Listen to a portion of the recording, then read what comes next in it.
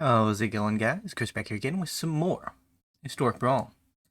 Today, checking out a Nethroi deck.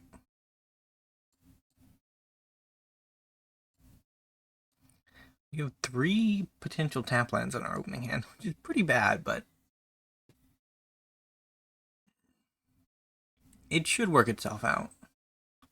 There we go. We don't actually need to reveal it. So I think we open on a Thalia.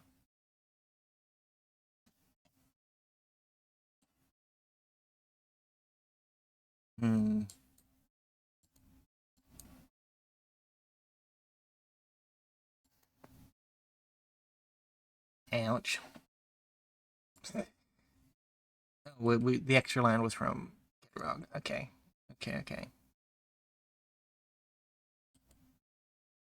Yeah, Heuristic Study. Hell of a drug. Mainly because it isn't once per turn.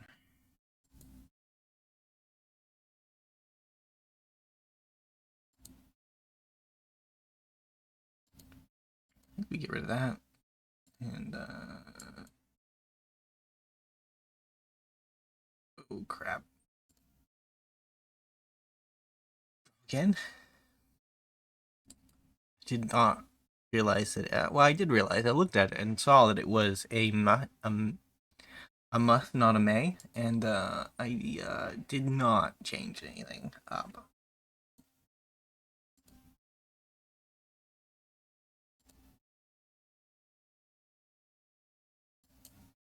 There we go. Now we don't gotta play around the tax.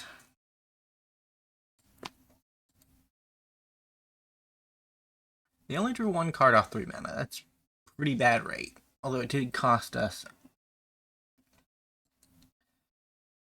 2 additional mana and a creature. Well, 2 additional mana and a card. The creature was its own punt, but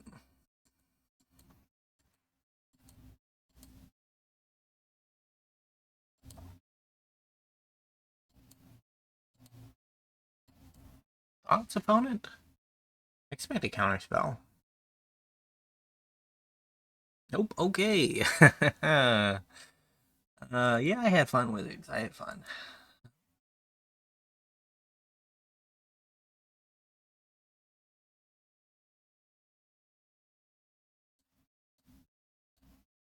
About to say, watched a little bit of YouTube yesterday, and there's actually some drama going on. It's been a while since I've heard YouTube drama, because I generally don't keep my ear out for it, but it's around Jack's films. About to say, apparently he got doxxed, which is really sad. I remember watching Jack's films back in the day. He's a really cool dude. His content, like, it was a bit repetitive at times, right? Like, we have 300 episodes of the Y, but still sad. Because he was one of the older ones, older YouTubers out there.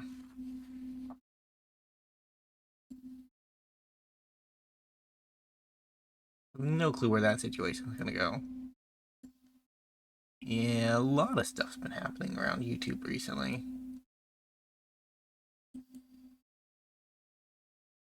Ooh, we're searching for an ore or an equipment. I don't know what to think about Birthright, but generally I ignore effects that search for that just search for an ore or equipment, because generally the ores and equipments aren't like, they're not our highest quality cards on Arena at the moment. In fact, generally speaking, they're probably some of our lowest quality cards. We have a good top end as far as ore and equipments go, or at least as far as equipments go. And then we have some middling to okay equipments.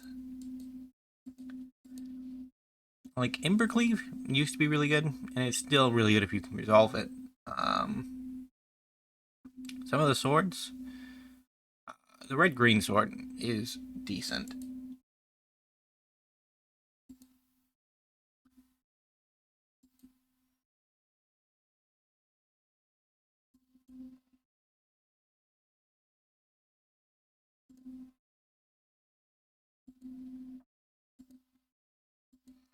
The Gurm is not an artifact.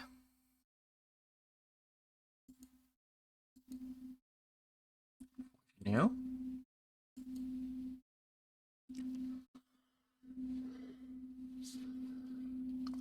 So they got their equip down. They built a Batter Skull. Can you believe it?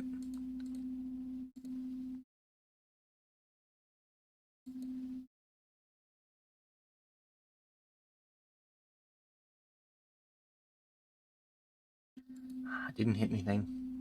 It's a shame. I think I go Deathhound or Dreadhound.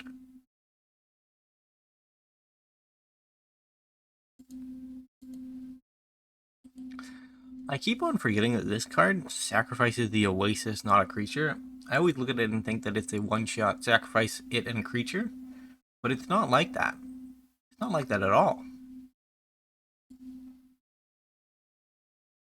Hmm.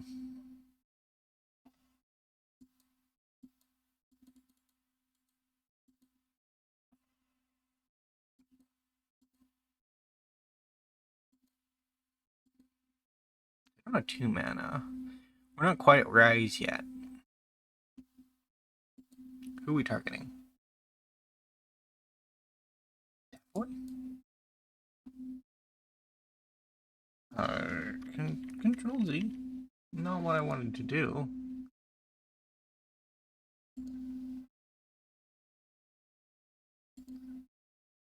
Hit 1.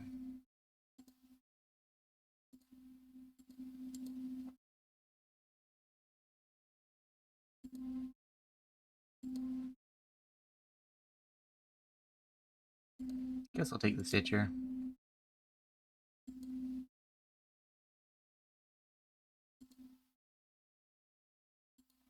Very sad. But we need at least one graveyard to be useful.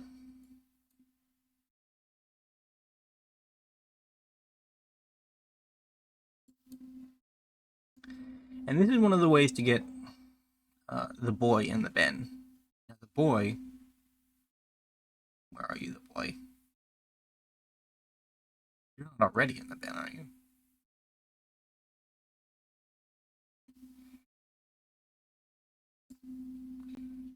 Did not see him. He's a 2-mana black creature. But he should be easy enough to spot, unless he's already in the bin.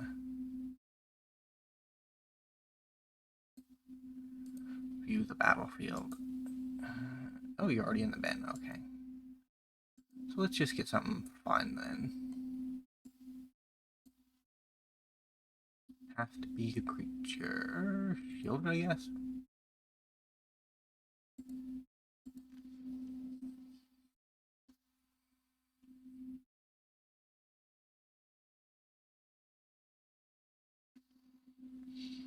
Hmm.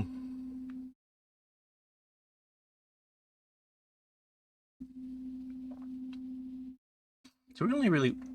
Okay, opponent has noped out. Might have been a bit too early for that, but we'll take it. Win is a win.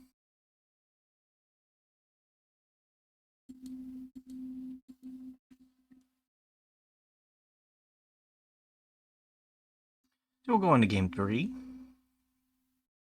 Under 10 minutes, which is pretty fast. Ooh, we're up against a Smeagol deck. We'll keep this. This is good ramp. A little expensive, but it serves our purpose as well.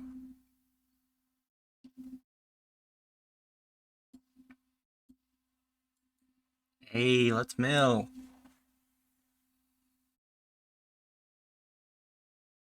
The last time I played Nethroi, we also didn't have Mesmeric Orb. So, having a card that can come down and, like, mill 40 cards is, really good. It's a really, really good addition to the deck.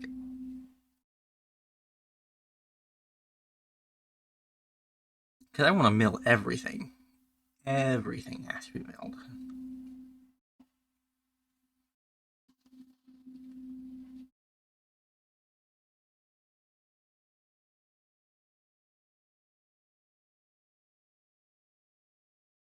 I'm actually just going to let him draw a card right off the bat. One card a turn is not what I care about. We're gonna sack the boy. Get a white and probably a green. Probably a green. Do a little bit more milling.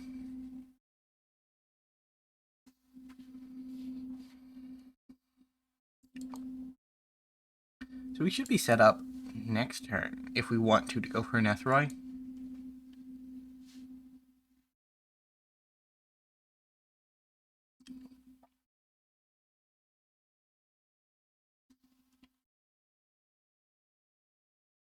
Go ahead, opponent. Draw a card. You have Phyrexia Arena. I acknowledge it.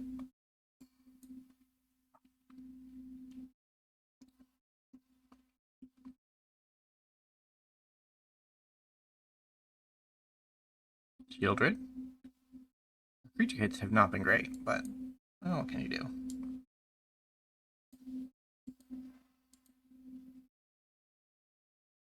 Over.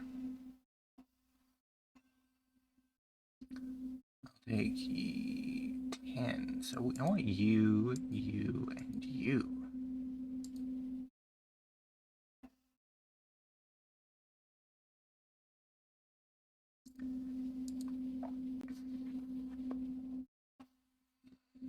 We're set up for another Nethroi in the future. I think that's where we're planning to be. Although our opponent kind of needs the Wrath to avoid the boys. You're a cast trigger. Maybe you don't deserve a spot in the deck.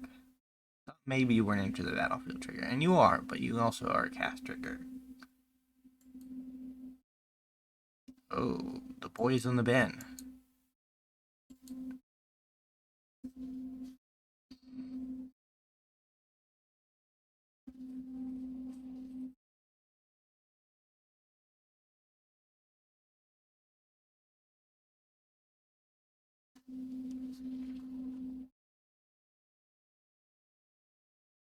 And I lose life.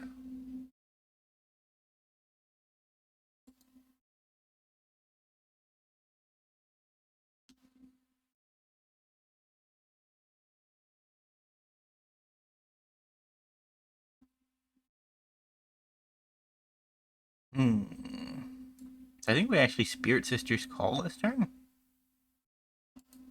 We deal with that Palantir. We swing for 9. I think the orb has done enough damage. So it can be traded out for Portal Phyrexia.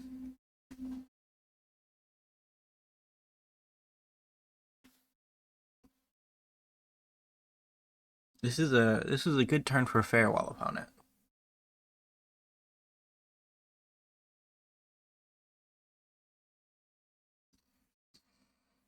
Spirit Sister's Call is a card I love, but I just don't always find a good place for it, you know? It's awkward. It's an awkward card that it kind of works, but it kind of doesn't sometimes, you know? It kind of works, but it kind of doesn't. What are you gonna do, Raska? Sacrifice the land?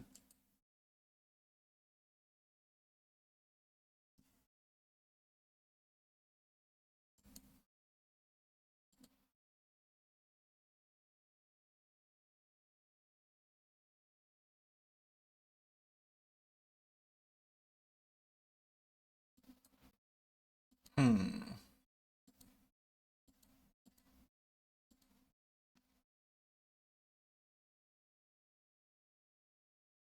So if they block our commander, we just let it go to the graveyard. Yeah, because we have Shieldred activated. Good game. Good game. I mean, those were our 3 games, I think. But I think we're going to do another one. Because I've playtested this deck, and I've tried recording this deck. And generally I get smashed. Like, I don't 3-0 sweep with it. So we have to get a losing game in here at the end to, like, measure people's uh, expectations. Croxa could do it too. Croxa could do it. Primo. Keep. Guess we Blooming Marsh into Haywire Knight. Might.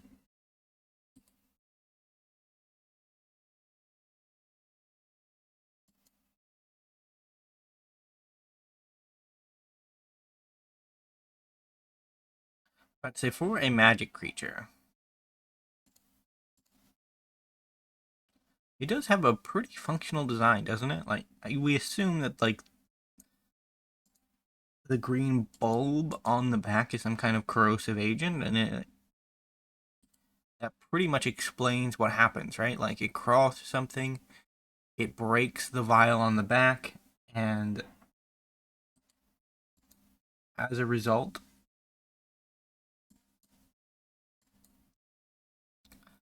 its corrosive liquid spills on whatever artifact is trying to destroy at that moment. Although I gotta say, like the other aspects of this particular device's design are a bit more shifty, right? Because it looks like it's stored in a pod structure on some other larger apparatus. And if one of the pods in this apparatus break, like we don't know for sure the level of the corrosiveness of the vial, of the liquid in the vial, but like if like here where it's kind of thin and like over there where it's kind of thin, that might just be perspective in the drawing, right? But I could see the corrosive agent spilling into another pod and then causing more corrosive agent to spill all over the place, right? And that would be pretty bad. I'm gonna get a 5/5 Death Touch Lifelinker down.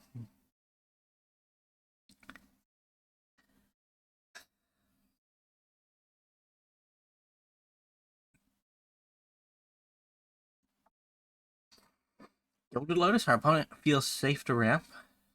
Good for them. That's painful.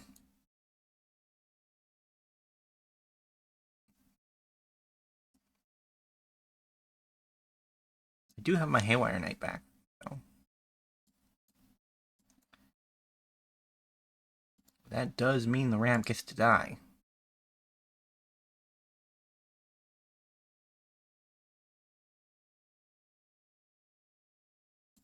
I guess I'll just Gnaw the Bone for 6. I want to be somewhat mana efficient, and we don't really have anything else going on. 1, 2, 3, 4, 5, 6. Like, but this is a colorless land, so we're a little ways off our Eerie Ultimatum. A little ways. Our opponent MLP, I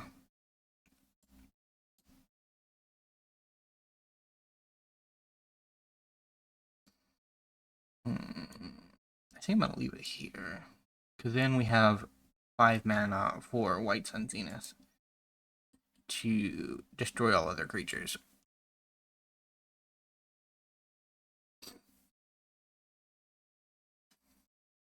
Yeah, our opponent believes in ramp, and that's generally what you're looking for in a good opponent. And I remember my first days of playing Historic Brawl, where I didn't refuse to play Mana Rocks, but I was very light on Mana Rocks.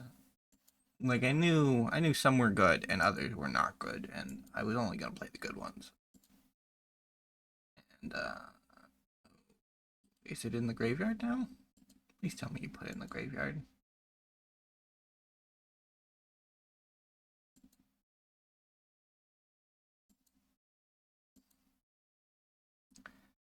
We might just get a poison win from the look of things.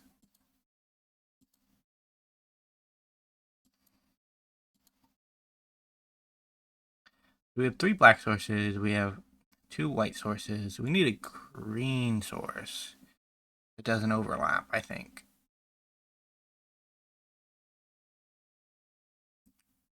Another green or another... I'm just gonna go with green.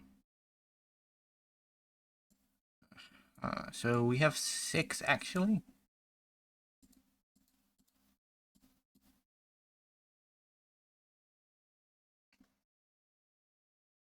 So I have a game plan to win the game. Opponent. Yeah, white, white, green, green. Still 1 mana off, man.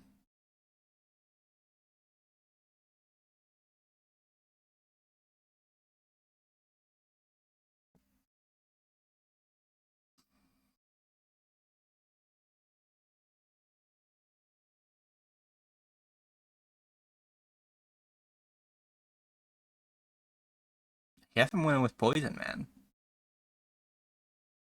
That's where I'm at. Unless that's a creature. If it's a creature, like, we're sad, but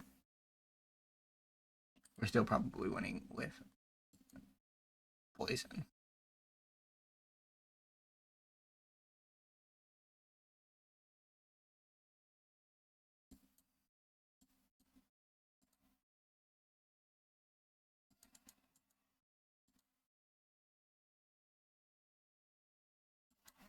Who knows at this point? Like, Hidetsuga is going to flip into a 3/3.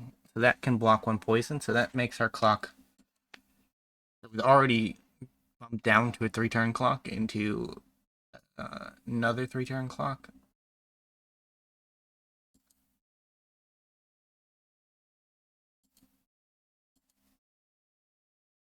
You gotta let it go to the graveyard, opponent. You gotta let it go to the graveyard.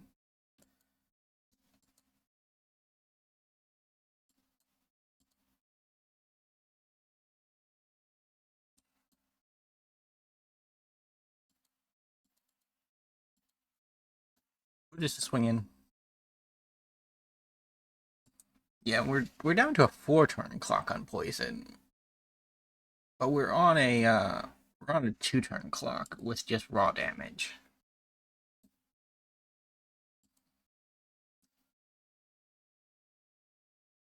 Mr. Tombstone, I intended to lose this match. Your reckless abandonment in casting a Kroxa from the command zone several times and not letting it go to graveyard. Just let it go to graveyard. Why? I don't understand. Is it a burn deck? It's not burning me.